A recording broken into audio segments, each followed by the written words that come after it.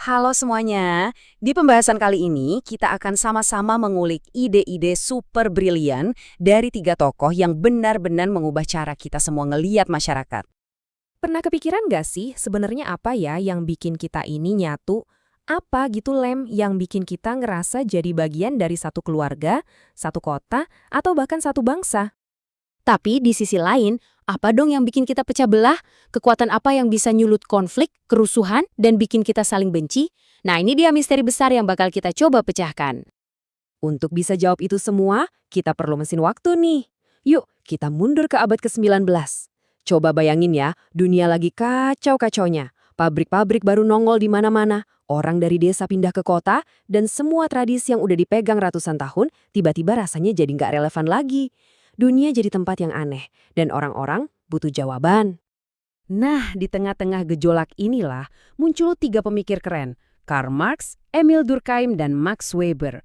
Mereka nggak cuma ngeliatin doang, tapi mereka nyiptain semacam kacamata baru buat ngebaca dunia. Ilmu yang kita kenal sekarang, sosiologi. Oke, kita bedah satu-satu ya. Pertama, Karl Marx.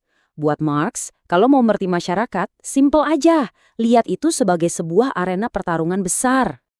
Jadi, kata Marx, yang namanya sejarah itu bukan soal raja, jenderal, atau ide-ide hebat. Bukan, intinya cuma satu, duit. Sejarah itu ya pertarungan abadi antara kaum burjuis, si pemilik modal, si bos pabrik, melawan kaum proletar, para pekerja yang modalnya cuma tenaga. Marx juga punya satu konsep yang kuat banget, namanya alienasi atau keterasingan.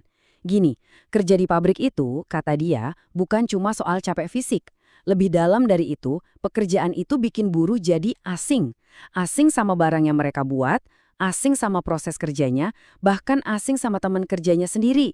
Dan yang paling parah, mereka jadi asing sama diri mereka sebagai manusia. Nah, kalimat ini benar-benar rangkuman seluruh pemikiran Marx.